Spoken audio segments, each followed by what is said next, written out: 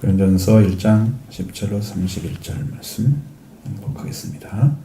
형제들아, 내가 우리 주 예수 그리스도의 이름으로 너희를 권하나니 모두가 같은 말을 하고 너희 가운데 분쟁이 없이 같은 마음과 같은 뜻으로 온전히 합하라. 내 형제들아, 근래의 지편으로 너희에게 대한 말이 내게 들리니 곧 너희 가운데 분쟁이 있다는 것이라. 내가 이것을 말하거니와 너희가 각각 이르되 나는 바울에게, 나는 아볼로에게, 나는 게바에게, 나는 그리스도에게 속한 자라 한다는 것이니, 그리스도께서 어찌 아니었느냐? 바울이 너희를 위하여 십자가에 못 박혔으며 바울의 이름으로 너희가 세례를 받느냐? 나는 그리스도보와 가이오 외에는 너희 중에 아무에게도 내가 세례를 베풀지 아니한 것을 감사하나니, 이는 아무도 나의 이름으로 세례를 받았다 말하지 못하게 하려 함이라. 내가 또한 스데바나 집 사람에게 세례를 베풀었고 그 외에 다른 누구에게 세례를 베풀었는지 알지 못하노라. 그리스도께서 나를 보내심은 세례를 베풀게 하려 하심이 아니요 오직 복음을 전하게 하려 하심이로되, 말의 지혜로 하지 아니하면 그리스도의 십자가가 헛되지 않게 하려 함이라. 십자가의 도가 멸망하는 자들에게는 미련한 것이요 구원을 받는 우리에게는 하나님의 능력이라. 기록된 바 내가 지혜 있는 자들의 지혜를 멸하고 총명한 자들의 총명을 폐하리라 하였으니, 지혜 있는 자가 어디 있느냐? 선비가 어디 있느냐? 이 세대의 변론가가 어디 있느냐? 하나님께서 이 세상의 지혜를 미련하게 하신 것이 아니냐? 하나님의 지혜에 있어서는 이 세상이 자기 지혜를 하나님을 알지 못하므로 하나님께서 전도에 미련한 것으로 믿는 자들을 구원하시기를 기뻐하셨도다. 유대인 표적을 구하고 헬라인은 지혜를 찾으나 우리는 십자가에 못 박힌 그리스도를 전하니, 유대인에게는 거리끼는 것이요 이방에게는 미련한 것이로되 오직 부르심을 받은 자들에게는 유대인이나 헬라인이나 그리스도는 하나님의 능력이요 하나님의 지혜니라. 하나님의 어리석음이 사람보다 지혜롭고 하나님의 약하심이 사람보다 강하니라. 형제들아, 너희를 부르심을 보라. 육체를 따라 지혜로운 자가 많지 아니하며 능한 자가 많지 아니하며 문벌 좋은 자가 많지 아니하도다.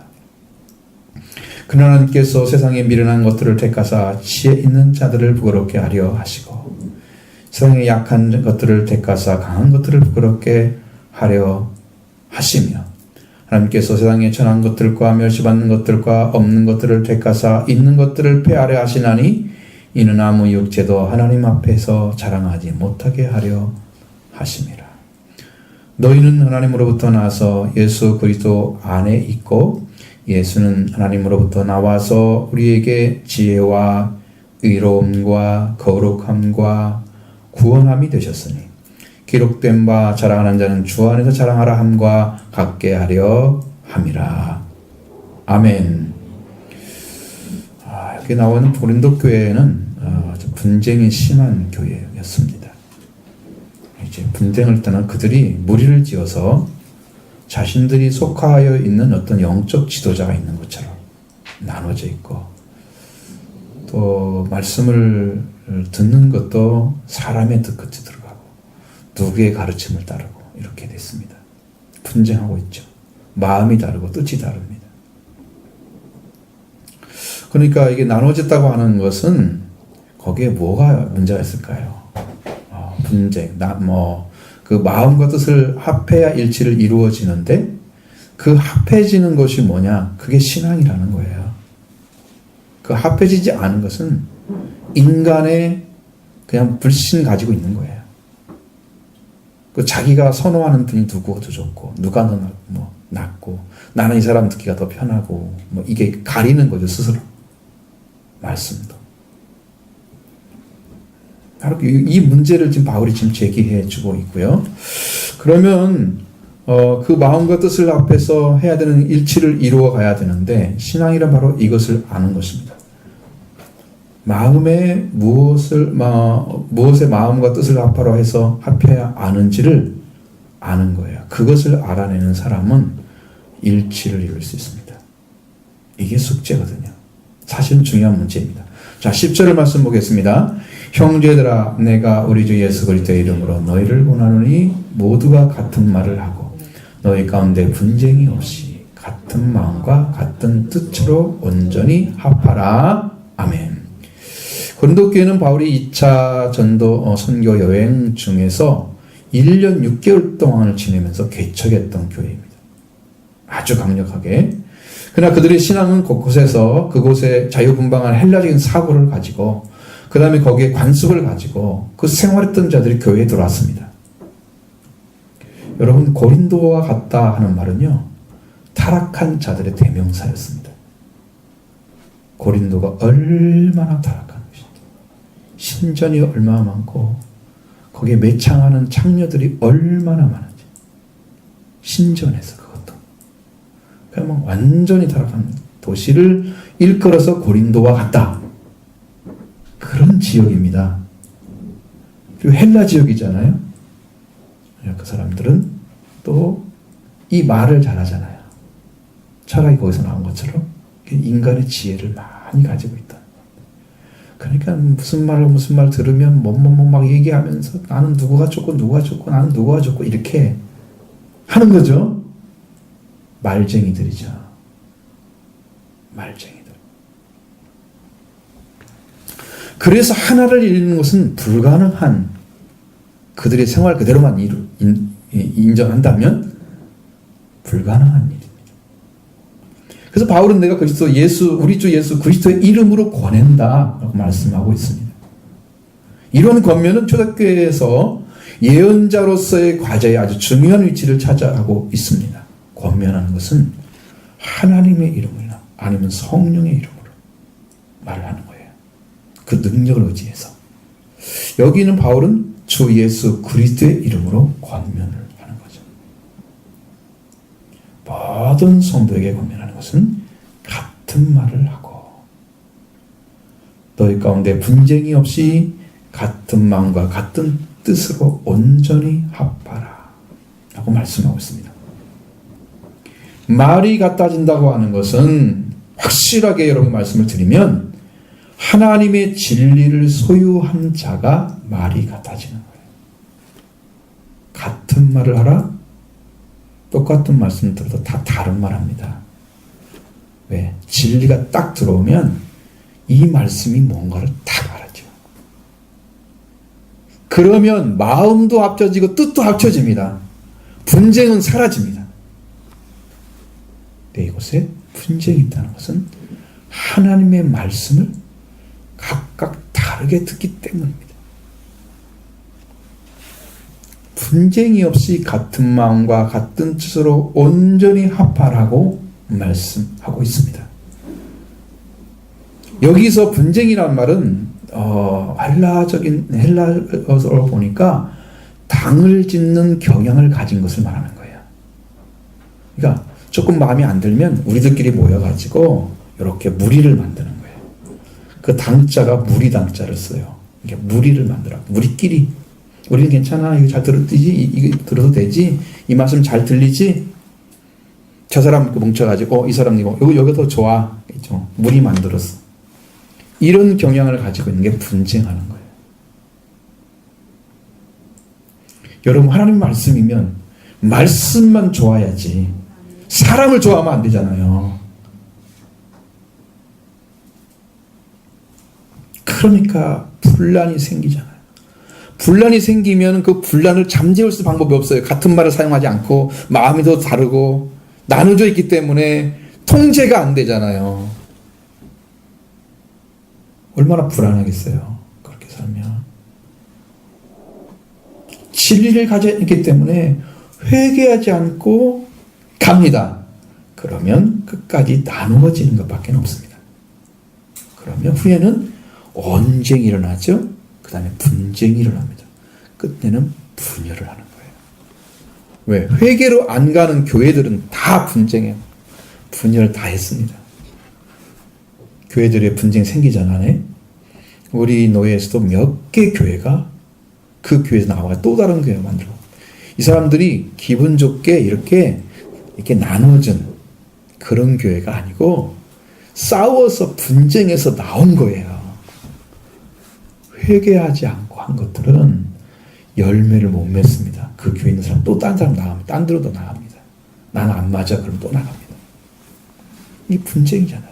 당 짓는 이 습관 자체가 말씀이 없기 때문에 회개가 안 이루어져서 생긴 문제예요. 근데 그걸로 생각하지 않고 그냥 인간적인 지혜로 생각하는 거예요. 머리로, 생각, 이성으로. 분쟁이 없이 같은 마음과 같은 뜻으로 온전히 합하라 하는 말씀. 같은 말을 가질 때 이루어진다는 거죠. 온전히 합하라는 말은 완전하게 하라. 그런 말입니다. 완전하게 하라. 올바른 상태로 회복시킨다는 뜻입니다. 그 관계를. 지금 서로 당을 짓는 경향을 가진 사람들 있잖아요. 이 사람들을 아무 문제 없이 다 올바른 상태로 회복시켜라. 완전하게 하라. 그 말이에요. 그러면 뭐가 있어야 완전해지겠습니까? 말씀, 진리가 와야 됩니다. 진리가 들어오면 완전해집니다. 그리고 무리를 지어진 자들이 누구에게 속해 있다고 하는지에 대해서 말하다가 갑자기 세례에 대해서 말씀하고 있습니다. 12절로 17절의 말씀을 봅니다. 내가 이것을 말하거니와 너희가 각각 이르되 나는 바울에게, 나는 아볼로에게, 나는 게바에게, 나는 그리스도에게 속한 자라 한다는 것이니 그리스도께서 어찌 나뉘었느냐? 바울이 너희를 위하여 십자가에 못 박혔으며 바울의 이름으로 너희가 세례를 받았느냐? 나는 그리스도와 가이오 외에는 너희 중에 아무에게도 내가 세례를 베풀지 아니한 것을 감사하나니 이는 아무도 나의 이름으로 세례를 받았다 말하지 못하게 하려 함이라. 내가 또한 세반 집이 사람에게 세례를 베풀었고 그 외에 다른 누구에게 세례를 베푸는지 알지 못하노라.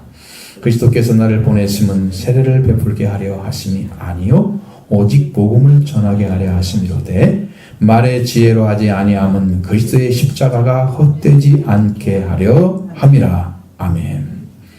바울이 이 분쟁에 대한 이야기를 누구한테 들었냐? 당 짓는 것에 대해서 뭘 들었냐? 그러면 근로의 지편에 들었다 그래요. 어떤 사람의 말에 알려준 거죠. 근로의 지편에 속한 사람들이. 그 분쟁에는 지금 나누어져 있죠. 벌써 당을 지었죠. 나는 바울에게, 나는 아볼로에게, 나는 게바에게, 나는 그리스도에게 속한 자라 그랬습니다. 이렇게 바울, 아볼로, 베드로, 그리고 나는 또 그리스도에 속해 있다 라고 얘기합니다. 이렇게 이들은 신앙의 이해를 자기가 맞는 신앙이 있는 것처럼 받아들이고 있다는 사실입니다. 나는 바울이잖아. 말씀이 이해가 잘 되고 좋아. 이렇게 생각하겠죠. 나는 아볼로가 더 좋다. 나는 아볼로야 그래도. 나는 베드로가 훨씬 나아. 그러겠죠? 나는 아니야. 나는 그리스도 계속 가야 돼. 나는 그걸 다 합쳐서 볼 거야. 이런 사람도 있겠죠? 다 이렇게 씁니다. 누구에 속해? 그래도 그리스도에 속한 사람이라는 것은 분쟁은 아니죠. 최소한. 근데 나머지는 다 분쟁입니다. 하나가 되지 못하고 있는 거죠. 우리 모두는 그리스도에게 속해 있어야 합니다. 어떤 사람에게 속해 있다고 하는 것은 그것은 그분이 주는 말씀을 하나님 말씀으로 듣지 못하기 때문에 사람에게 속하는 거예요. 아, 누구 설교를 들으니까 좋아. 그렇죠? 누구는 더 말씀을 더 알아듣기 쉽게 얘기해. 그리스도에 속해봐야 말씀이 안 들릴 수가 없어요. 사람에게 속하니까 그 사람 좋아하는 경향, 나를 알아듣기 쉽게 얘기해주네. 뭐 공부하는 것도 아니고 신앙하는 건데 그런 생각을 한단 말이죠. 어떤 사람이 속해 있고 누가 전하는 말씀 더 좋아하면 그를 통해서 다른 것이 전해져서 당을 짓는 것밖에 할 수 없게 된다 이거죠. 그들은 정말 옳지 않았습니다. 그들 중에 나는 그리스도에게라는 것까지 분쟁거리로 이렇게 나와버리는, 그리스도에 속했다는 사람들도 분쟁거리 안에 들어가 버리게 됐죠. 사실은 그 사람들은 옳은 사람들이죠.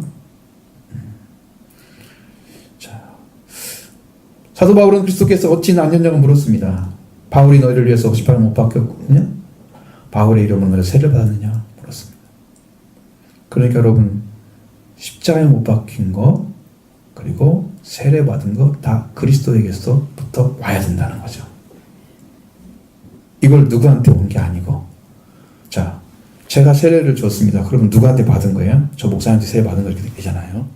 그게 아니고 세례를 나한테 받아도 하나님 그리스도를 통해 준 거란 말이죠. 왜냐하면 성부와 성령의 이름으로 세례를 주잖아요. 내 이름으로 주나요? 내가 안 주죠. 내가 이름으로. 내 이름으로 딱 하면서 이렇게 세례를 주면 내가 준 거죠. 내 세례가 아니죠. 세례를 내가 세웠나요? 아니잖아요. 그러면 사람에서 그러면 안 되죠. 응? 이건 하나님 앞에 받은 거다. 그리스도 통해서. 이렇게 해야 되겠죠? 근데 사람에게 받은 거죠. 절대 아니다. 바울은 그리스도와 가까이 외에 있는 너희 중에 아무에도 세례를 베풀지 않은 걸 감사한다. 왜? 너희가 나 이름으로 세례를 받았다는 얘기를 하지 못하게 하기 위해서. 또 스가랴 집사람에게 세례를 베풀었고 그 외에는 다른 사람에게 세례를 베푸는지 알지 못하노라. 이게 진짜 굉장히 화법이 좋은 화법이에요. 알지 못하노라. 그리고 사도 바울은 그리스도께서 나를 보내시면 세례를 베풀게 하려 하심이 아니고 오직 복음을 전하게 하려 하신 거다. 목적이에요. 그리고 말이 지혜로 하지 않은 것은 십자가, 그리스도의 십자가가 헛되지 않게 하려 하기 때문이라고 말씀하고 있습니다. 여기에서 이제 뭔 문제가 생기냐면 세례는 언제 받아야 되나요? 세례는 복음을 받은 자들이 받아야 되나요? 복음을 받기 전에 세례를 받아야 되나요? 믿으니까 세례를 줘야 되나요? 믿기 전에 믿고 믿으라고 세례 주나요? 무엇인가요? 자, 한 세례를 받는 자들은 되게 복음을 믿고 받는 것처럼 생각을 하죠. 그러나 영적으로 보면 꼭 그렇지는 않다는 거죠. 내가 세례를 받았기 때문에 그때부터 그리스도를 속죄를 받고 부활하신 주님을 만나고 성령 세례까지 받는 그런 것이 아니라는 거예요. 그렇게 가지 않아요. 자, 여기서 말씀하신 세례는 회개를 가리키는 세례입니다. 그렇죠? 그럼 예수님이 오기 전에 세례 요한의 회개를 하기 위해서 세례를 베풀었죠. 물세례입니다. 그리스도가 주시는 속죄를 받고 부활을 이루는 그 은혜를 받음으로써 거듭나는 것이죠. 이것도 길입니다. 세례를 베푸는 일도 필요하지만 복음문 전하는 일도 필요합니다. 사도 베드로는 고넬료 집에 청을 받았습니다. 그리고 그리스도에 대해서 복음을 쫙 전하고 있는데 성령이 확 내려오는 거예요. 근데 바울의 베드로 설명에는 내가 받았던 그 성령이 또 내려왔다 그랬어요. 그러니까 오순절의 성령과 똑같은 성령이 거기 내려온 거예요. 그러니까 거기서 딱 뭐라고 하면 하나님께서 이방인에게서 성령 세례를 주시네? 깜짝 놀라가지고 그러면서 이 성령을 받는데 내가 세례를 받는다고 뭐가 잘못됐느냐? 그래서 그 사람들 세례를 주는 거예요. 성령 받고 거꾸로 정반대로.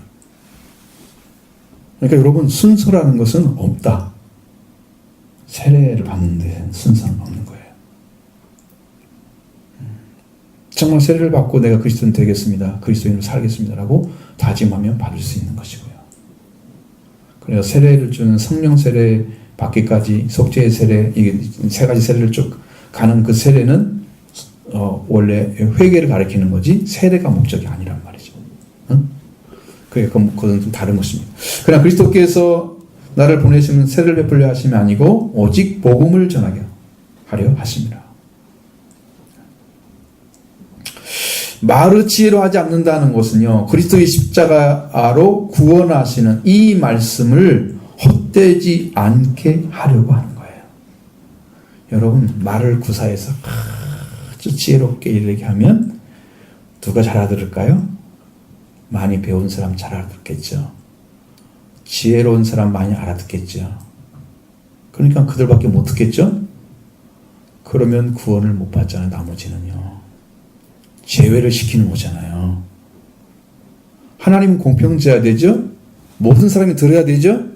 모든 사람이 구원받아야죠? 그러니까 그게 목적이 아니에요. 그걸로 하는 게 아니에요. 설교는 누가 와야 돼요? 그리스도가 오셔야 돼요. 내가 지난번 예배를 끝나고 나서 딱 마음에 왔습니다. 아, 그리스도를 전해줘야 되는 거구나. 구원은 그리스도가 하시지 내가 하는 게 아니야. 내가 아무리 말씀을 잘 전해도 주님이 하시는 거야, 오셔서. 반대 생각하는 사람도 많아요. 내가 설교를 멋지게 해가지고 청중들을 확 휘어잡아서 정말 엎드리게 만들어야지. 응? 내가 한번 해봐야지. 이런 사람도 많습니다. 그리스도의 십자가 목적이 아닌 사람도 있죠. 자, 십자가의 도가 어떠한 능력을 가지고 있느냐? 그것은 바로 믿는 자에게 구원을 주신 하나님의 능력이라고 말씀하고 있습니다. 18절 보겠습니다. 십자가의 도가 멸망하는 자들에게는 미련한 것이요 구원을 받는 우리에게는 하나님의 능력이라. 아멘. 십자가의 도란 말은 호로고스 호투 스타로라고 써 있습니다. 이 말을 그대로 번역하면 그 십자가의 말씀, 그렇게 번역해야 맞습니다. 그 십자가의 말씀, 그 십자가여야 됩니다. 수없는 사람들이 지었던 십자가가 아니고요, 그 당시에 사형 선고를 받고 예수님과 똑같이 십자가 졌던 사람들이 있잖아요. 그 사람의 십자가 무슨 상관이 있습니까, 우리하고? 예수 그리스도와 못 받겠던 그 십자가의 능력을 혼돈하면 안 되는 거죠. 그래서 그 십자가라고 딱 명령을 해놨어요. 그 십자가의 말씀. 그가 누구겠어요? 그리스도죠. 그리스도의 십자가의 말씀만을 하나님은 사용해서 구원을 주신다는 거예요. 그게 하나님의 권세이고 능력입니다. 하나님의 지혜입니다. 그것이. 근데 이것을 몰라 사람들. 자기 귀에 멋있게 들리는 소리가 복음인지 알아요. 영어만 알아들으면 돼요. 아무리 말을 못해도. 바울은요, 자기 스스로 얘기했습니다. 나는 말에는 졸하나 글에는 능하다. 여러분, 말을 잘 못했어요, 바울이. 아주 그냥 설교가였으면 너무 놀라웠겠죠. 설교가 아니었습니다. 근데 복음 다 전하잖아요. 십자가가 십자가로만 존재하면 아무것도 아니죠. 그 십자가의 말씀이 와야 됩니다. 즉 그리스도를 통해서 이 세상에 계시된 십자가의 말씀이 우리 마음에 들어오면 그것으로 말미암아 하나님이 여러분을 구원하기 시작하는 거예요. 십자가에 관한 말씀이 여러분 심령에 들어오면, 십자가의 말씀이 여러분을 심령에 영접하게 되면 하나님은 여러분을 그것으로 구원을 시킬 것입니다. 십자가를 마음으로 받으시길 바랍니다. 아무리 그 십자가의 말씀으로 우리를 속죄 있게 하고 십자가의 말씀으로 예수를 짓든 십자가를 지게 하면 완전히 구원의 인을 가르쳐도 그 말씀을 듣는 자가 그걸 믿지 않으면 아무런 역사가 안 일어나는 걸 봤습니다. 지나가는 이야기처럼 들리는 거예요. 그냥 믿으면 되는데 왜 그게 걸려서 믿는지 여러분 두려워하거나 아니면 그냥 비켜 믿지 마시기 바랍니다. 그대로 믿으시기 바랍니다. 응? 다른 생각하지 마시고 그냥 직선으로 들어가셔야 돼요. 이거 직언이에요. 말씀을 그대로 받아들여야 돼요. 심령 안에 들어가셔야 됩니다. 그거 외에는 하나님이 우리에게 구원할 수 있는 능력을 사용할 수가 없습니다. 말씀을 믿는 것, 그거 가지고 있는 사람, 그래서 그걸 기다리고 찾고 있는 사람에게 구원을 시키는 거예요. 할렐루야. 여기서 구원이 오는 거예요. 어려운 거 아니에요. 그러니까 십자가 그대로 믿으세요. 예수님이 지금 그 십자가의 말씀 여러분이 속죄를 주시는 은혜일 줄로 믿습니다. 자, 큰 말씀을 이루어진 진리, 하나님께서 주시는 십자가 지혜가 십자가에 있는데 그것을 받지 않는 자들, 믿지 않는 자들에게는 멸망하는 자들 외에는 그렇게 하지 않는다는 거죠. 멸망하는 자들. 그래서 십자가로 계시던 하나님의 구원, 하나님의 사랑을 받아들이지 않고 있습니다. 하나님이 십자가로 열어놨는데 이 땅의 구원을. 계시죠? 십자가를 통해서 구원시키죠. 하나님의 능력이죠. 계시이고 지혜이고 능력입니다. 그걸로 구원을 시키고 있습니다. 지금도. 그걸 안 받아들이고 보면서 십자가에 관한 말씀을 들으면 뭐가 있어? 뭐야? 그게 무슨 뭐 이해도 안 되고 그거 어떻게 믿어? 지혜 있는 사람들, 여기 머리를 썼을 때 이건 도대체 이해가 안 되는 사람들은 미련하게 보는 거예요. 그것을. 그러면 그 사람들은 멸망하는 자들이라고 말해요. 그렇게 바라보는 사람들.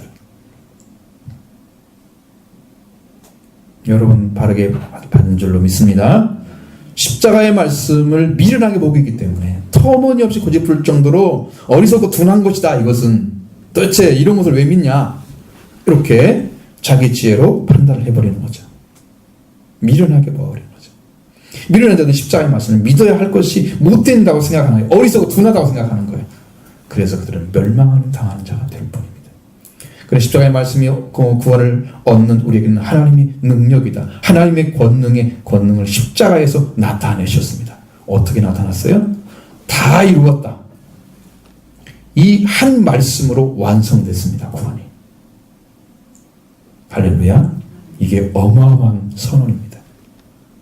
이게 다 이루어서요. 이루었다는 말씀이 오게 되잖아요. 이것이 오게 되면 여러분이 천국과 이미 다 들어가 있는 거예요. 영적으로. 천년왕국도 다 이루어졌어요. 다 이루어졌어요. 율법만 이룬 게 아니고 우리의 구원이 완성된 상태로 살아가는 것이 다 이룬 거예요. 그 이룬 것을 여러분이 받으면 되는 거죠. 십자가로 계시된 거예요. 그 십자가의 말씀이 구원을 주신 하나님의 권능이 됩니다. 이 하나님의 권능은 그리스도 십자가를 통해서 나타났습니다. 십자가에 못 박히시고 피 흘리시고 죽으신 주님, 바로 이 그리스도가 하나님의 구원을 우리에게 나타내셨습니다. 하나님의 계시를 우리에게 나타내셨습니다. 그래서 지금도 구원을 얻는 우리에게는 십자가의 말씀은 하나님의 구원을 주시는 권능이 됩니다. 오늘 이 십자가의 말씀을 저와 여러분이 주시는 하나님의 권능이 되시는 놀라운 은혜를 오늘도 여러분이 입으시기를 원합니다. 이것을 믿으신 여러분들 되기를 바랍니다. 할렐루야.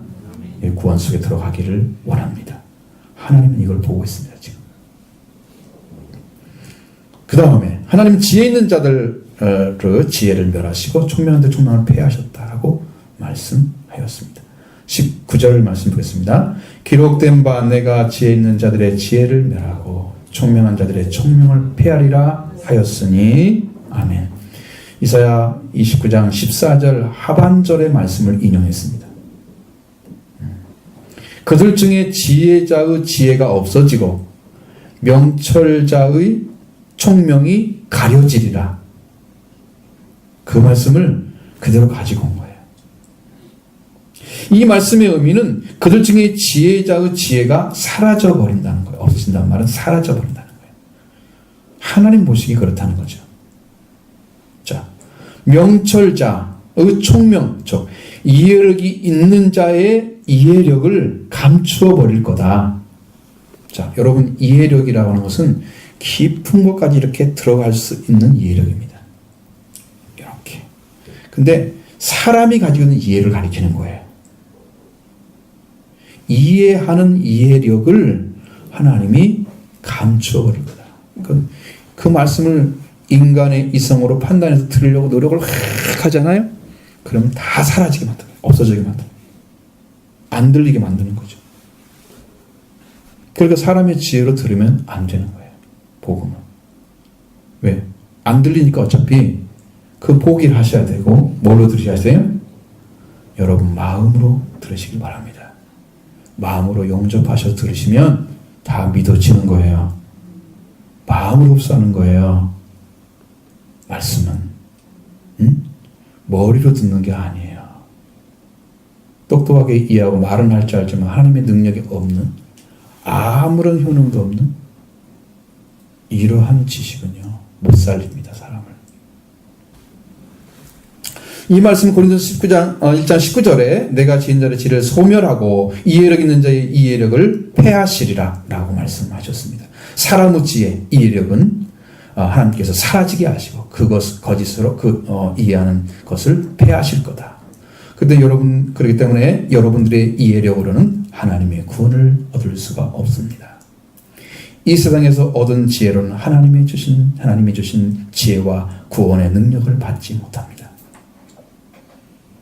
하나님께서 사라지게 하시 감추시는 것을 가지고 이 세상의 육신의 삶을 이해하는 건 가능할 것이지만 그러나 영적인 세계에 접근이 안 된다는 거죠. 영적인 세계. 그러니까 막 알고 싶은 사람들은 영적으로 들어가지 않고 뭘로 들어갑니까? 다 책을 보잖아요. 이성이 강한 사람들은 책을 봅니다. 많이. 그래서 책으로 내가 영적으로 못 들어가니까 이제 많은 것을 책을 보면서 깨닫고 생각하고 막 이렇게 하잖아요. 이렇게 해서 자기가 아는 것처럼 가져옵니다. 다 가짜 지식입니다. 하나님께 받은 거 아니죠? 다른 사람이 깨달은 거 자기가 지금 인용하는 거죠? 자기 거 아니잖아요. 그러니까 구원받지 못합니다. 그것도 간접적인 경험에 불과한 거죠. 그래서 묻습니다. 지혜 있는 자가 어디 있느냐고 묻는 거죠. 20절 보겠습니다. 지혜 있는 자가 어디 있느냐, 선비가 어디 있느냐, 이스라엘 변론가가 어디 있느냐, 하나님께서 이 세상에 지혜를 미련하게 하신 것이 아니냐. 아멘. 여기는 어떻게 되어 있냐면 지혜 있는 자가 어디? 라고 이렇게 물음표 붙여놨어요. 의문사예요. 서기관이 어디? 이렇게만 나왔어요. 이 세상 시간의 논쟁자가 어디? 그리고 전혀 하나님께서 이 세상의 지혜를 어리석게 하지 아니 하였느냐가 이제 붙어야 돼. 우리는 여기 써 있습니다. 자, 지혜 있는 자가 어딘자가 묻고 있습니다. 이 지혜는 이 세상의 경험, 관찰, 사고력 등의 산물이라고 말씀드렸습니다. 이런 지혜를 가지고 이 세상의 지혜를 가지고 하나님을 알 수 있는 자가 있느냐? 없다는 거죠. 그래서 지혜는 어디 있다고 말씀하고 있습니까? 잠언서 9장 10절에 여호와를 경외하는 것이 지혜의 근본이요 거룩하신 자를 아는 것이 명철이니라. 하나님이 어떤 분이라는 사실을 알 때 경외를 하는 거예요. 그것이 지혜의 근본이란 말은 원어로는 시작이란 뜻입니다. 그것이 지혜의 시작이다. 하나님을 알고 그분을 경외하는 것이 지혜의 시작이라는 거죠. 그런데 하나님 빼놓고 사람들이 가진 지혜를 가지고 하나님을 알려고 하나님을 아는 지식 자체가 없는데 뭘 어떻게 알아? 시작이 되겠어요? 안 되겠어요? 그러니까 다 실패하는 거예요. 지식으로 들으면. 거룩하신 자를 아는 것이 명철. 이 명철이란 말은 이해력, 통찰력을 가리킵니다. 이 말씀은 하나님을 알고 하나님을 경외하는 것이 지혜이고 그것이 명철이고 통찰력이 있다고 인정하고 있습니다. 그렇기 때문에 서기관이 어디 있느냐 묻고 있습니다. 이 서기관은 유대 신학자를 가리키는 것이죠. 당시에. 서기관들은 지혜의 무의성을 나타내고 있는 거죠. 그 서기관들이 가지고 있는. 진정으로 하나님을 아는 지혜를 가진 서기관이 어디 있느냐고 묻고 있습니다. 율법에 능통해서 율법을 가르치는 자들을 서기관이라고 합니다. 그리스도를 모르면서 율법을 가르치고 있는 거예요. 그러니까 하나님이 나타낸 지혜는 없고 사람이 연구한 율법의 지혜는 있다 이 말이죠. 서기관 어디 있냐? 무슨 서기관? 그리스도를 아는 서기관 어디 있냐고 묻고 있는 거죠. 율법을 알아도 그리스도를 모르는 자들입니다. 또 이 세상에 논쟁자 어디 있냐? 토론자가 어디 있냐고 묻고 있습니다. 여기는 논쟁자, 토론자 둘 중에 하나. 논쟁자가 무슨 논쟁자라는 말을 쓰는 것은 이게 무슨 의미냐면 무슨 문제이든지 이성적으로 해결하려고 드는 사람을 논쟁자라고 부릅니다. 여기서는. 여러분 이 얘기를 잘 하셔야 돼요. 그러니까 자, 여러분 뭘 가져오면 여러분 이거 실험적으로 해석하지 않고 뭘 먼저 해요? 머리로 먼저 생각하고 내가 판단을 한 다음에 이렇게 해도 되겠네? 라고 하고 시작하는 사람들. 이게 바로 논쟁자예요. 말도 엄청 잘해요. 그래서 논쟁을 잘해야 하잖아요. 이게 맞아. 이렇게 해야 돼. 나오죠. 답이. 그래서 논쟁자인 거예요. 이성적으로 어떤 문제든지 딱 부딪히면 그걸로 해결하려고. 하나님 없고 그리스도 의지 안. 이런 자. 이 세상의 문제는요, 이성으로 해결할 것도 많습니다. 사실적으로 말하면. 왜? 그것에 근간을 두고 만들어진 거잖아요, 다. 그래서 발전한 거잖아요. 그렇잖아요? 그러니까 그게 가능하죠. 그런데 그거로만 또 안 되는 것도 있어요. 그래서 진정한 구원은 십자가의 말씀을 믿음으로 하나님의 권능으로 이루어지는 것입니다. 하나님의 지혜로만 이루어지는 거예요. 논쟁 잘한다고 되는 게 아니에요. 말쟁이들이죠. 그래서 하나님께서 이 세상의 지혜를 미련하는 것이 하게 하신 것이 아니냐라고 묻습니다. 하나님께서 세상의 지혜를 어리석게 하신 거예요. 첫째로 세상의 무지의 본질적인 무가치. 세상의 가치는 하나님을 아는 데서는 무가치하다는 거예요. 세상에서는 인정받을 수 있습니다. 세상에서는 왜? 그게 연구하는 방식이니까요. 그죠? 그러나 하나님께 대해서는 하나님 보시기에는 무가치하다. 그래서 부패한 결과를 폭로하는 것 첫 번째. 어리석다고 하는 것은 하나님의 세상의 지혜를 어렵다는 것은 그런 의미고, 둘째는 이 세상의 지혜로 알 수 없는 하나님의 지혜는 그 십자가의 말씀을 믿음으로 하나님의 권능이 나타나는 것입니다. 그러니까 그 외에는 하나님의 구원의 길을 열어놓지 않았다는 거죠. 여기를 못 알아듣는 것 같아요, 여러분들이. 이 말씀을 지금 못 알아들어요.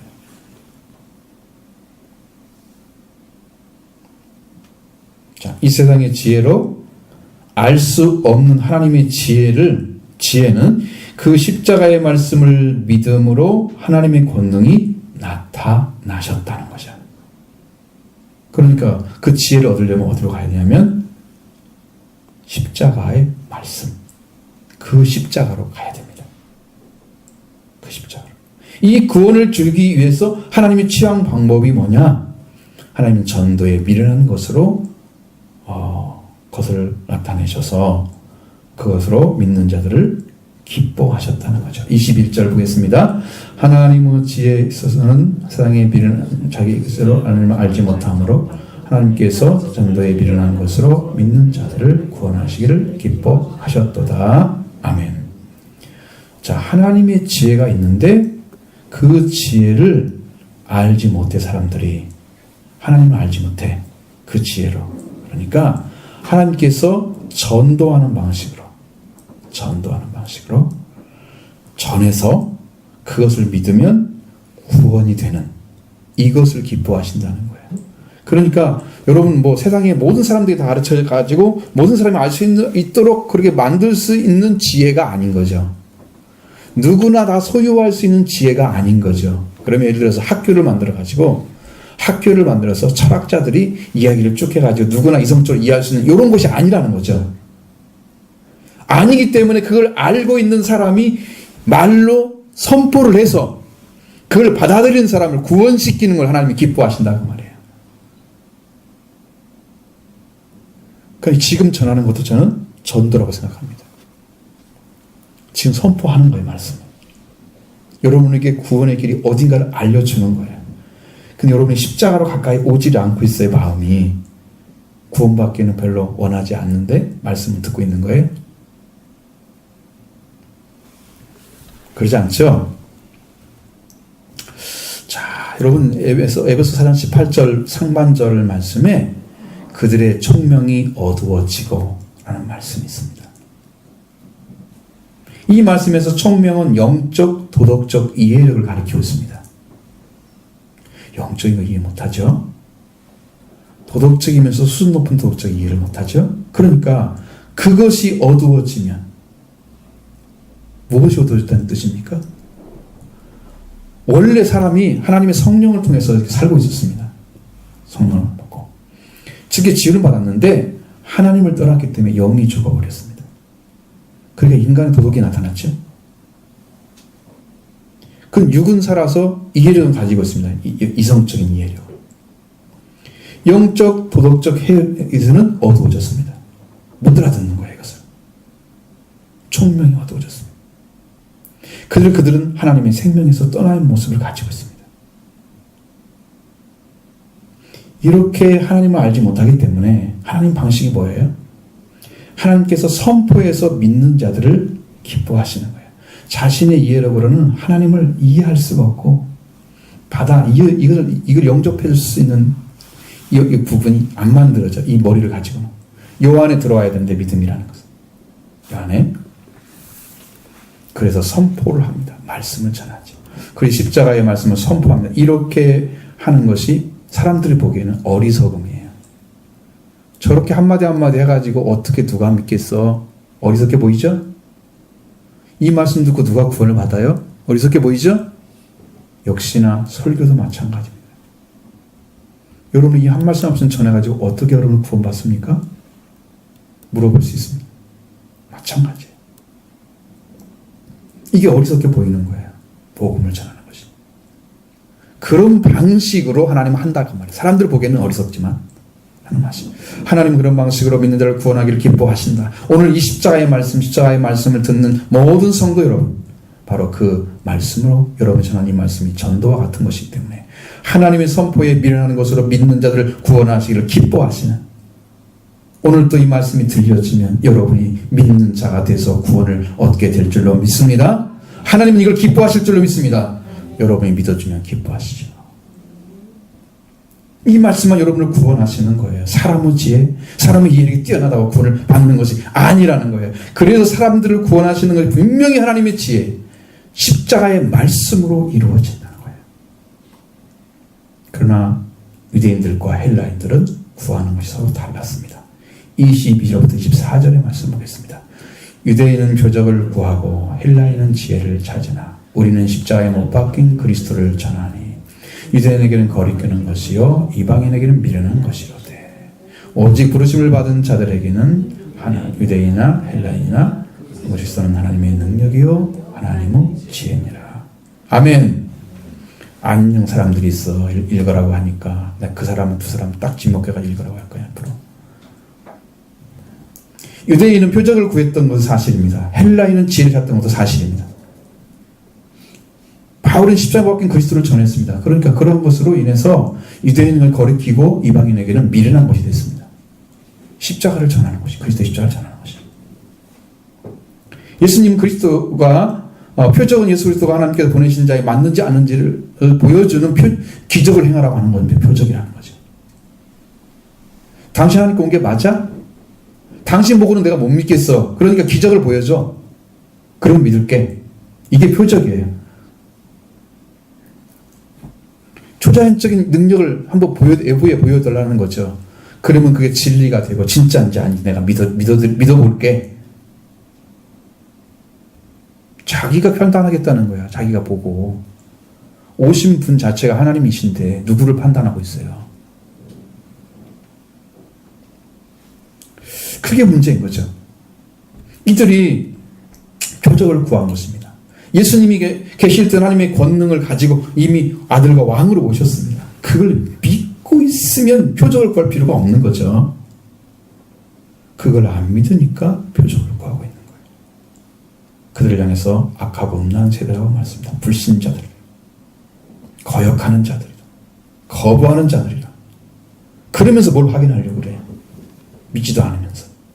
여러분 여기에서 기본적인 진리의 말씀을 믿지 않으면서는 기적이 일어나면 하나님 계신 것 같으네? 이렇게 믿는 사람들은 믿음이 다 거짓입니다. 하나님을 믿기 때문에 그 믿음을 가지고 있는데 기적이 일어났습니다. 하나님께서 이렇게 살아계신데 이걸 보여주셨네. 이것도 믿음이 단단해지죠? 이게 거짓 표적 필요 없습니다. 여러분 지금 우리가 잘 알고 있는 대로 만민중앙교회 그 목사님 통해서 표적이 많이 나왔다 그래요. 사람들이 그거 보고 다 믿었잖아요. 놀라 자빠졌잖아요. 그런데 제가 언젠가부터 계속 말씀드린 거짓 선지자 느낌이 딱 드는 거죠. 그들이 귀신 쫓아낸다고 그래서 선지자한다고 그래서 그들이 권능을 행한다고 그래서 그게 하나님이 아는 게 아니고 그리스도가 아는 게 아니었어요. 훨씬 많습니다. 그런 사람들이. 진짜가 아닌 가짜를 가지고 진짜 현혹하고 있는 거예요. 수많은 사람들이 가서 듣습니다. 뭘 봐요? 표적을 보는 거예요. 말씀을 믿는 게 아니에요. 그것이 있기 때문에 말씀을 믿으려고 하는 거예요. 그러니까 반대로 믿고 있는 거죠. 반대로 안 믿어집니다. 잘 그걸로. 헬라인은 지혜를 구했습니다. 그들이 원하는 것은 이성으로 이해하는 논리를 찾고 있었던 거죠. 잘 설명해주면 내가 한번 믿어볼게. 이건 설명이 안 돼. 그리스도의 십자가에 못 박힌 거 어떻게 설명을 해? 그냥 그걸 믿으면 구원이라니까. 네 마음에 들어가면 그 말씀이 성령의 역사에 너를 구원시킨다니까.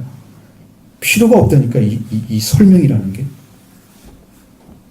근데 그걸 안 믿고 설명을 들으려고. 지혜로워야 돼. 이 머리가 돌아야 돼. 그러니까 안 받아들이는 거야. 자기 방법대로.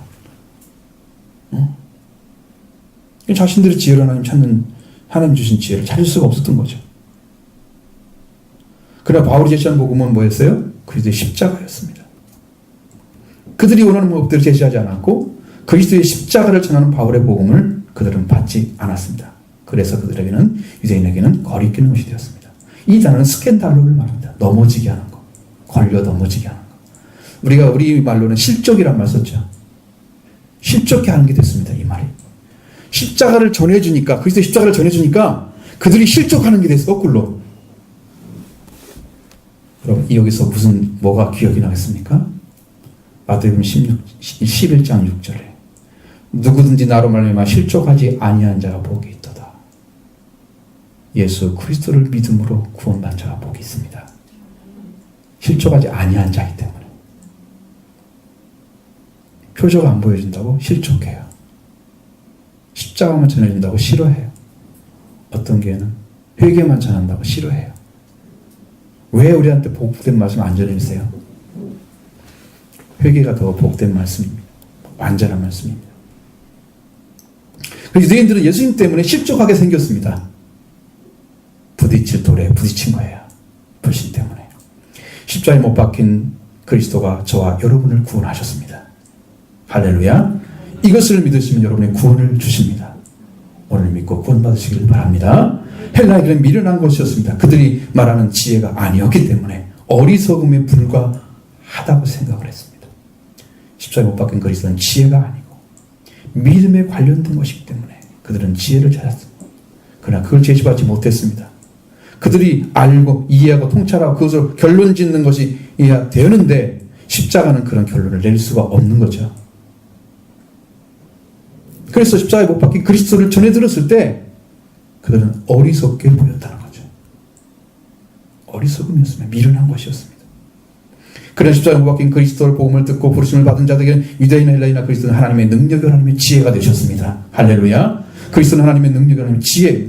이 말씀은 그리스도는 하나님의 권능이요 하나님의 지혜라는 거죠. 자, 십자가의 말씀이 들려오면 하나님의 권능이 뭔 말이냐면 십자가의 말씀이 들려오면 디나미스가 나타나서 여러분을 죄와 사망에서 그 들어있는 데서 죄를 사하고 생명을 부활시켜서 하나님의 나라에 속하게 만들어 주십니다. 이 디나미스를 사용하시는 거예요. 예수님을 통해서. 그래서 하나님의 능력인 것입니다. 이 말씀 믿으면 여러분은 이럴 줄로 믿습니다. 믿는 대로 될지입니다. 믿는 대로 될 줄로 믿습니다. 믿는 대로 되는 것입니다. 신앙은 믿는 대로 되는 거예요. 지금 받아들이는 대로 여러분이 그 말씀 믿어주면 그 주님이 성령이 오셔서 일하실 줄로 믿습니다. 그러면 구원의 역사가 여러분이 일어날 줄 분명히 일어나는 거죠. 그 디나미스 하나님이 사용하시는 거예요. 예수님이 말씀 받아들이면 구원을 시키는 능력으로 사용하신다니까요. 18절 말씀은 똑같아요. 믿는 자들에게는 그 십자가의 말씀을 믿는 자들에게는 하나님의 능력이라 구원을 받는 자들에게 그렇죠? 똑같습니다. 이게 하나님의 권능입니다. 하나님의 능력. 그리고 그리스도는 우리 하나님께 제시하신 인격화된 지혜이십니다. 그래서 그를 믿는 것이 하나님께서 우리 주신 이로 하여금 지혜를 받은 자가 되게 하셔서 우리가 하나님을 알게 하고 하나님의 자녀가 되게 하고 왕이 되게 하는 거예요. 지혜가 되십니다. 우리에게. 우리를 확 깨어나게 하시죠. 영적인 잠에서. 밤에 빛이 딱 비춰오는 것 같으죠. 어둠 속에 빛이 딱 비쳐서 그냥 어둠이 깨달으면 어떻게 해요? 어둠 속에 빛이 딱 비쳤는데 어둠이 깨닫지 못하더라. 이해하지 못하더라. 그렇게 되어 있습니다. 여러분 안에 깨달음이 있기를 원합니다. 여러분이 충분히 받아들여서 이해하기를 원합니다. 말씀으로 받아들이시기 바랍니다. 그래야 됩니다. 그래서 그리스도는 하나님의 권능으로 우리의 죄와 사망에서 죄를 속죄하시고 우리를 죽음에서 일으켜서 우리 영원한 생명, 성령의 법으로 살게 하시는 그 능력을 가지고 있습니다. 여러분에게 주실 것을 믿습니다. 또한 하나님을 알고 그리스도는 하나님의 자녀와 왕으로 부활하게 하시는 것을 알게 하시는 지혜를 허락해 주시는 것입니다. 자, 25절부터 29절의 말씀 보겠습니다. 하나님의 어리석음이 사람보다 지혜롭고 하나님의 약하심이 사람보다 강하니라. 형제들아 너희를 부르심을 보라. 육체를 따라 지혜로운 자가 많지 아니하며 능한 자가 많지 아니하며 문벌 좋은 자가 많지 아니하도다. 그러나 하나님께서 세상에 미련한 것들을 택하사 지혜 있는 자들을 부끄럽게 하려 하시고 세상에 악한 것들을 택하사 강한 것들을 부끄럽게 하려 하시며 하나님께서 세상에 천한 것들과 멸시받는 것들과 없는 것들을 택하사 있는 것들을 폐하려 하시나니 이는 아무도 죄도 하나님 앞에서 자랑하지 못하게 하려 하시니라. 아멘. 하나님의 어리석음과 사람의 지혜. 자, 하나님의 어리석음, 사람의 지혜. 하나님의 약하심과 사람의 강함. 이렇게 교차해서 비교를 해주죠. 하나님의 행하심이 사람 보기에는 비록 어리석게 보이는 일일지라도 그것은 단지 하나님의 사람들이 그렇게 사람이 그렇게 판단하고 있는 거예요. 하나님이 그 아들을 사람이 되게 하시고 그를 십자가에 매달려 죽게 하시고 그를 다시 일으켜서 그를 믿는 자를 구원을 하시는 거. 이렇게 믿음으로 받아들이는 것이 하나님이 십자가에 못 박힌 예수를 통해서 나타낸 지혜였습니다. 그런데 사람들 보기에는 죽여서 살리는 거기 때문에 약함이에요. 약하게 보이는 거예요. 하나님 미련한 것이죠. 왜 그렇게 하세요, 하나님? 그렇게 능력이 많으신 분이 왜 아들을 죽여서 살려가지고 약함을 인간적으로 지혜도 없는 것처럼 그렇게 보이세요? 미련하게 보이세요? 왜? 사람들 보기에. 하나님은 그것이 인류를 살리는 지혜인데 사람들 보기에는 자기들은 지혜롭고 하나님은 어리석다 생각하는 거예요. 하나님의 약하심이 예수님의 십자가입니다. 십자가가 약하심입니다. 저는 거기에 무한한 은혜가 있는 걸 발견했습니다. 이건 샘과 같은 것입니다. 왜 약하심으로 드러내셨을까? 하나님이. 여러분 그것은 나중에 제가 정말로 기회가 되면 무궁무진한 지혜가 들어있어요. 그 말씀 안에. 근데 하나님께 이걸 다 내어줘라 그러면 하시는데 그건 아직 아닌 것 같아요. 못 주세요. 하나님의 약하심, 하나님의 어리석음이 사람보다 지혜로우셨습니다. 하나님은 그리스도를 인자로 세상에 보내서 십자가에 못 박히게 하시면 약하기 짝이 없는 모습, 무력한 모습을 보여줬습니다. 십자가에 못 박히는 건 무력하죠? 약하죠? 엘리야는 사박단이 하나님 나의 하나님 어찌 나를 버리십니까? 라고 외쳤는데 예수님 아무 말도 듣지 못했습니다. 하나님 대답하지 않으신 거죠. 하나님이 너무 슬픔이 깊으신 거예요. 그래서 말을 못하셨죠. 죽이시는 아들을 죽이는 슬픔 때문에 아무 말도 할 수가 없었습니다. 하나님 그 아들을 내려게 할 수 없는 것이 죽은 지 사흘 만에 살아나라는 말씀만 이루어져야 되기 때문에 그 아들을 못 밖에서 소리 지르는 그 아들을 내리지를 못해서 십자가에서 사람들은 뭐라 그래요? 엘리야가 내려줄 걸 엘리야를 이르니까 엘리야가 그런 줄 알고 엘리야 부른 줄 알고 그렇게 인간적으로 이해를 했습니다. 네가 그리스도면 네가 내려와봐. 하나님의 약하심으로 우리를 구원하고 계시는데 사람들은 자기의 강함을 나타냈습니다. 얼마나 거짓됩니까? 그게 바로 말씀이에요. 그래서 예수님은 십자가에 내려오게 할 수가 없었던 거예요. 하나님이 약하게 나타나셔서. 반드시 이루어져야 할 말씀을 이루셔서 인류를 살리시기 위해서 했던 거예요. 하나님이 약하심이 사람보다 강합니다. 사도 바울은 너희를 부르심을 보라고 말씀하고 있습니다. 부르심을 받은 자들 중에 육체를 따라 지혜로운 자가 많지 않다고 하십니다. 부름받은 자들, 구원을 받기 위해서 부름받은 자들이 육체적으로 지혜로운 자가 많지 않다고 하는 것은 하나님이 부르시면 육체의 지혜를 가진 자를 가졌다고 해서 하나님의 부르심을 받는 게 아니라고 하는 것이죠. 문벌이 좋다고 해서 부름받는 게 아니라는 거죠. 문벌이라는 것은 고귀한 가문의 출신을 가리키는 거예요. 나는 누구 가문의 누구야? 이렇게 문벌 좋은 사람들, 그들을 구원하는 게 그들이 목적이 아니라는 거죠. 혈통이 좋은 자들을 가리키는 구원받는 게 아닌 것이죠. 영접하는 자, 그 이름을 믿는 자들에게 하나님 자녀는 권세를 주신다고 약속하고 있습니다. 문벌이 좋다고 누구? 아닙니다. 바울은 파라독스, 역설적으로 말씀하고 있습니다. 틀린 것 같으면 옳은 것이죠. 자, 하나님 세상에 미련한 것들을 택하셔서 지혜 있는 자들을 부끄럽게 하여 하시고, 세상에 약한 것들을 택하셔서 강한 자를 부끄럽게 하려 하시고, 하나님께서 세상에 천한 것들과 멸시받는 것과 없는 것들을 택하사 있는 것들을 배하려 하신다고 역설적으로 말씀하고 있습니다. 하나님께서 자신의 미련한 세상의 지혜보다 더 지혜 있기 때문에 인간의 지혜를 요구하지 않습니다.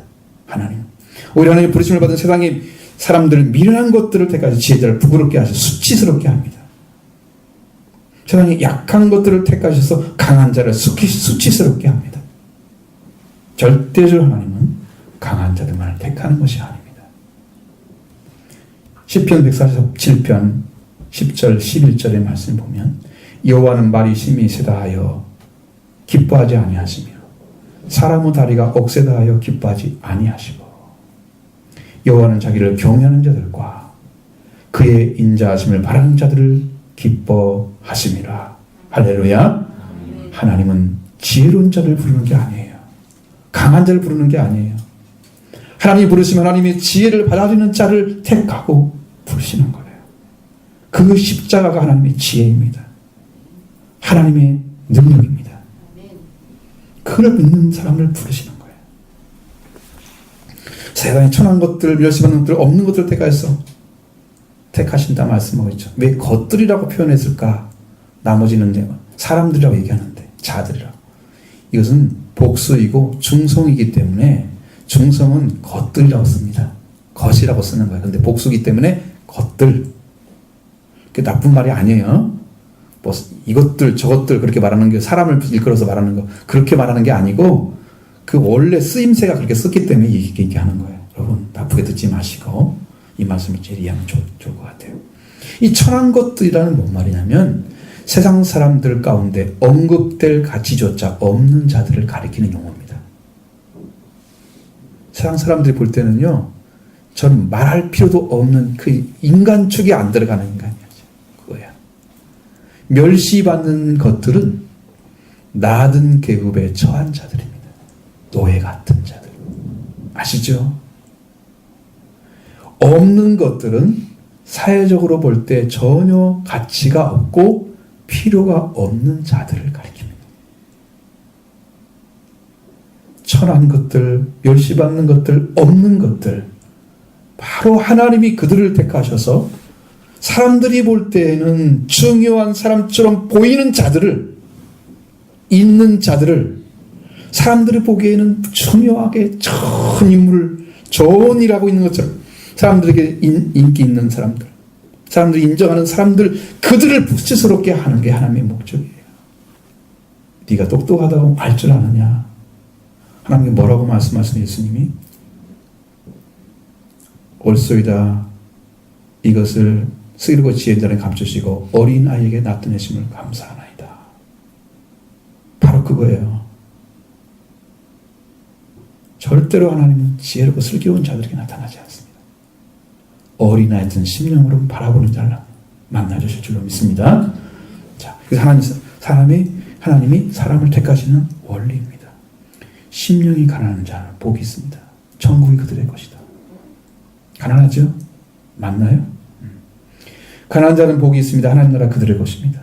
이 땅에 가난하게 살거나 심령이 가난하거나. 그래서 의지할 것이 없는 사람들, 하나님만 의지하는 사람들, 그 심령 속에 하나님이 계시면 하나님 나라를 소유하게 될 것입니다. 그 진리가 성경에 나와 있는 거예요. 그래서 하나님은 아무 육체도 하나님 앞에 자랑하지 못하게 하려고 이렇게 하고 계시는 거죠. 육체는 하나님께 자랑할 필요가 없는 것입니다. 육체는 세상에 살아갈 때 우리가 구원을 이르도록 은혜 받기 하기 위해서 필요한데, 영의 말씀을 따라갈 때에 영의 말씀을 영이 따라갈 때에 육체가 같이 동참해 주는 거예요. 육체가 필요한 것은 그때예요.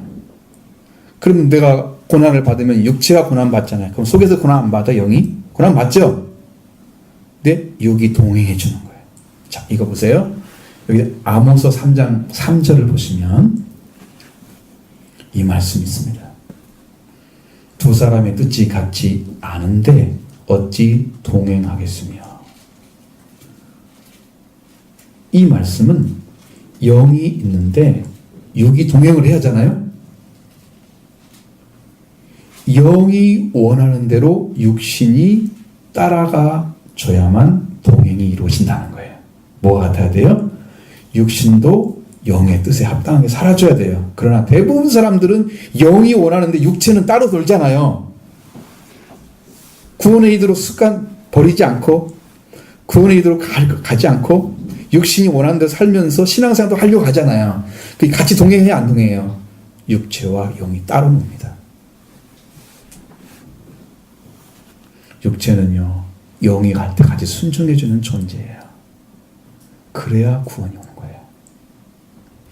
그러나 하나님께 나아가는 데 있어서 영과 함께 말씀에 순종한 육체가 아닌 것은 육은 무익한 것입니다. 예수님이 준 말씀으로 내가 준 말은 영이요 생명인 육은 무익하니라.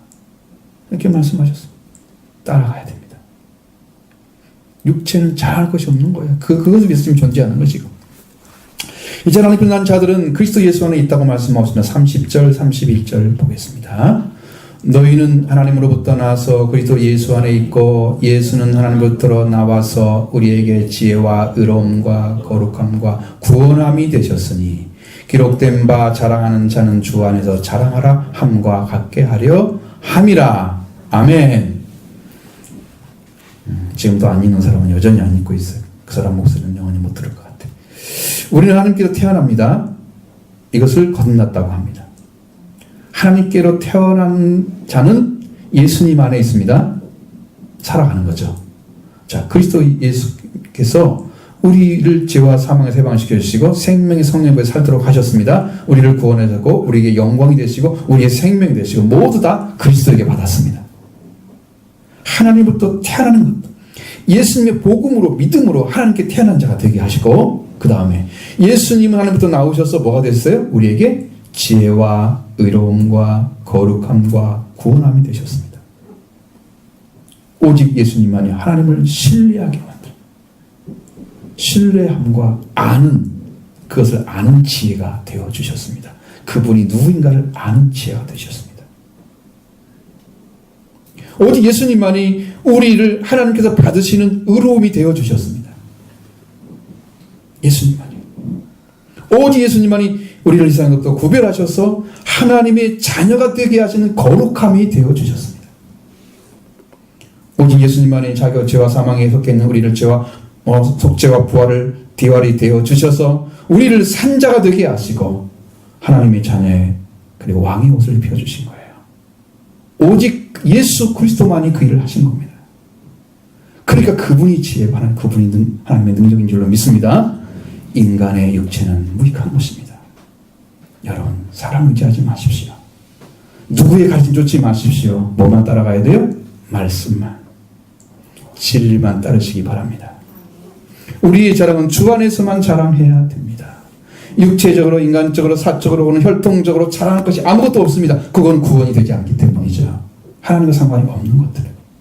사람에게 자랑할 것이 있을지 모르지만 하나님께는 자랑할 것이 없습니다. 우리는 온전히 하나님의 은혜의 풍성함 중에서 우리에게 주신 보내신 예수 그리스도를 믿음으로 구원을 얻었기 때문입니다. 우리의 죄를 덮어주시고 우리 죽은 영혼을 살리셔서 일으키셔서 하나님을 알게 하시고 하나님께 태어나게 하신 예수 그리스도만이 자랑이 되는 것입니다. 예수 그리스도께서 부활하심으로 우리는 죽은 자도 일으키시고 우리를 거듭나게 하셔서 산 소망을 주셨다. 베드로전서 1장 3절에 말씀하고 있지 않습니까? 자, 그렇기 때문에 우리는 그리스도와 그 십자가, 그것이 우리 구원의 핵심의 진리입니다. 믿음으로 구원받기를 바랍니다.